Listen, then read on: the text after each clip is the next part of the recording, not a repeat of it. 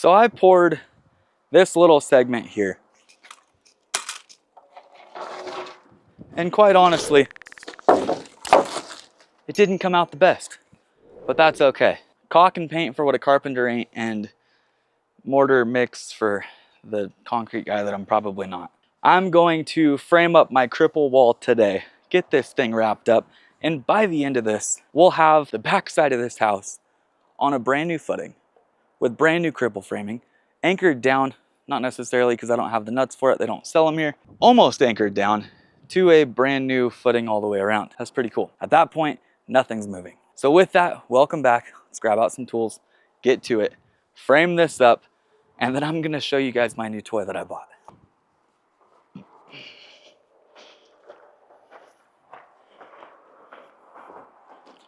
you haven't watched the video where we pour this thing and try out our new tool, you should check it out. It's pretty cool. For a solo pour at 95-degree temps, didn't come out perfect, but it worked.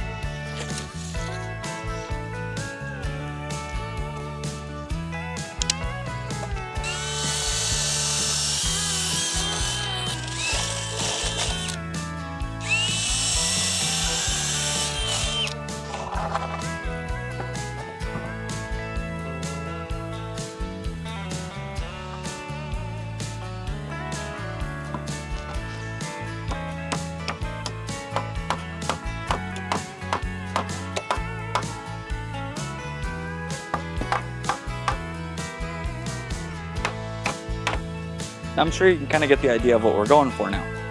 We'll have 2 plates up under here. These bolts will get fastened down. We'll build up the outside, stud this out, build there, stud this out.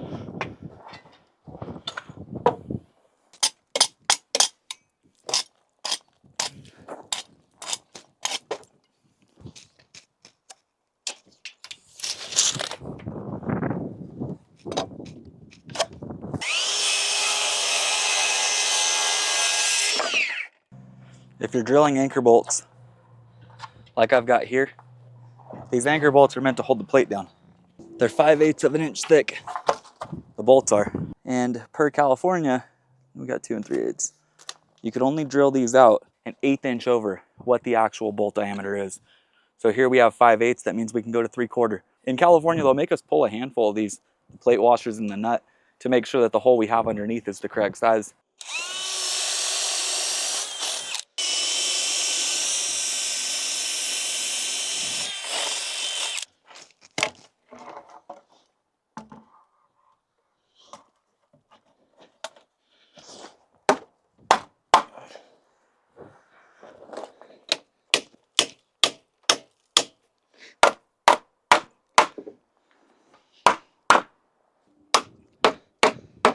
you can see it doesn't leave you a whole lot of room for adjustment. So you need to make sure these things are pretty close to spot on. That's why we take the time to not only mark the sides, but the middle too. So now we'll get a 3x3 plate washer on here, and then a nut on top of that, and this locks this down. We have a flashing detail that goes from here out to here to make sure that no water gets in. We'll be good to go.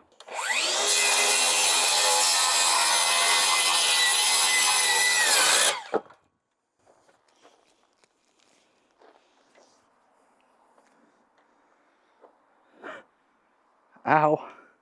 I hit the vinyl siding with my saw right there, and the corner of my eyeball is bleeding. Don't hit the vinyl siding.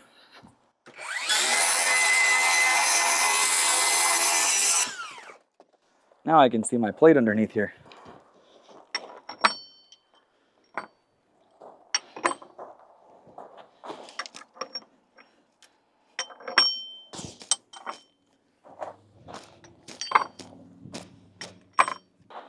You know, aside from the obvious that I poured this a little too dry in some spots and that I didn't, you know, go through and use a vibrator, all that great.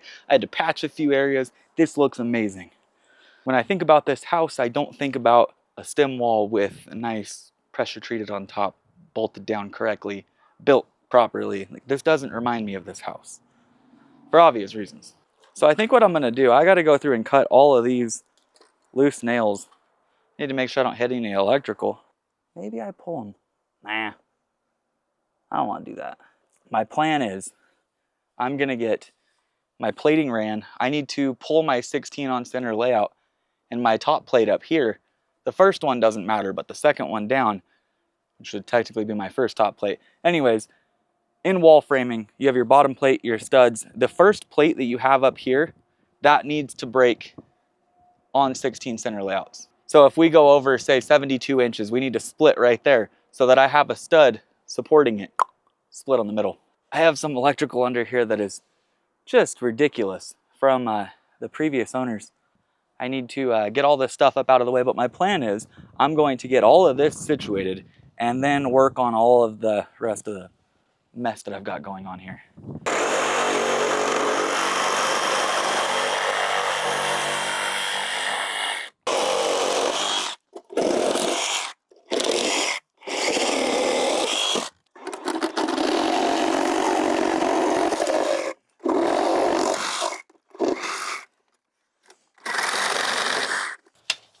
See where 8 foot puts us? Okay, puts us smack dab right out here. So we're gonna go through and do layout then. Our goal is always for our anchor bolts to miss our stud layout.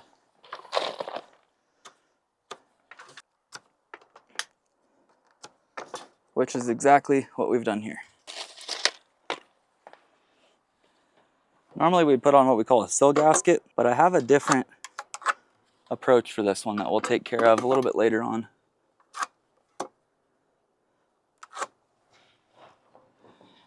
Seven and 3/4, so we'll burn that here. Come out to 16, and there we go.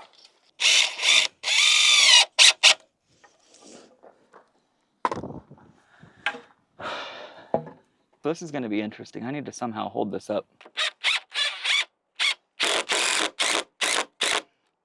So this one, it doesn't matter where exactly it lands. It's only the next one.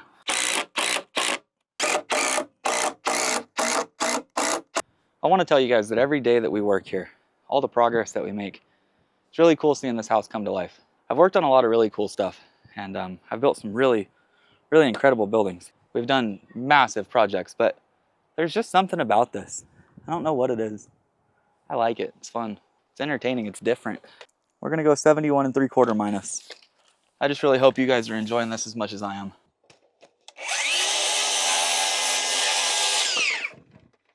Okay, now put it up under, just like that. And this is going to go over to here.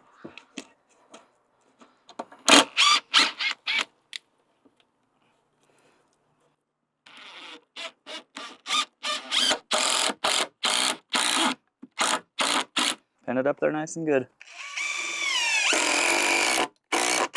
We need to make sure we're flushed out here. Can you put a screw over there? You only have 1.5 inches to go into, so make sure you catch that rim up there, okay? All right, stop. Now here's what we're gonna do. Let's pull that plate out. We want to be flush right here. You know what that means? We need to be this piece and this piece on the same plane. So if we take our square, exactly. So if we put our square on it, see now? Look down the side of it, over on that side. See how this and this are touching? Now it's on the same plane. Not like an airplane, but like a plane. I don't know. Now you can go for it. Stop. Straight up and down. Keep going. Now see this right here? There's a gap. Put it back in there and tighten it up. And that should close up. Yep. Yeah, give me a sec. Ew, why are your hands wet? Water? Oh, okay. You need to keep that straight up and down. Yep. Let go of the screw, it's done. Bingo. Not bluey, but bingo. Thanks.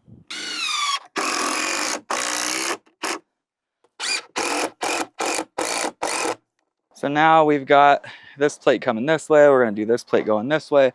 Neither of these matter as far as where they break at. This one here does. So this next plate's gonna be 96 inches. That's gonna split right here on that stud.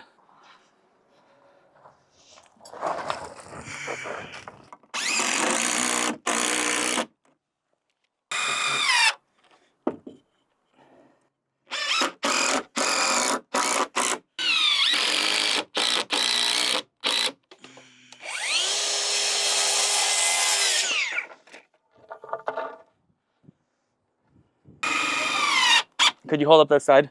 That side over there. Yeah. Put it all the way up to the bottom. Right there. Bring it out flush, right there. Like a wiggly tooth. Like a wiggly tooth.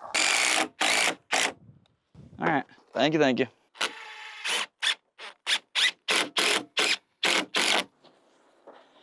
Now the not so fun part. I don't want to get a laser out. That's how you know I ran out of time. I didn't even clean off my level.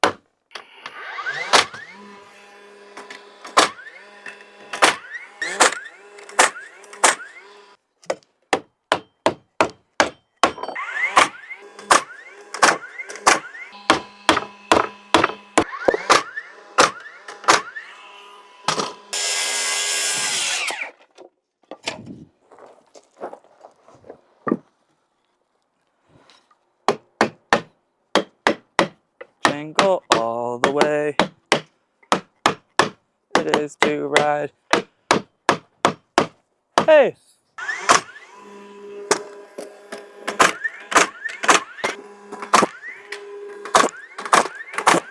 Oh, I forgot one. Must have gotten Oh, that was the one I got angry with.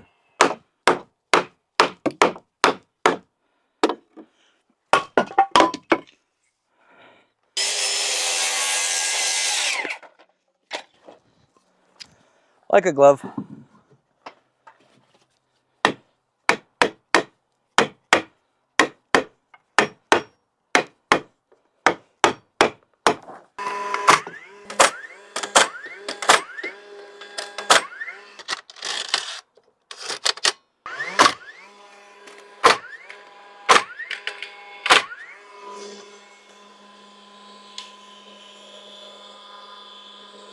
I don't know why I took these off. I don't think I could see any better without them on.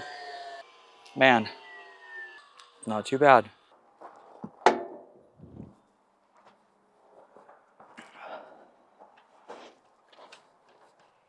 We got 22 and 5/8.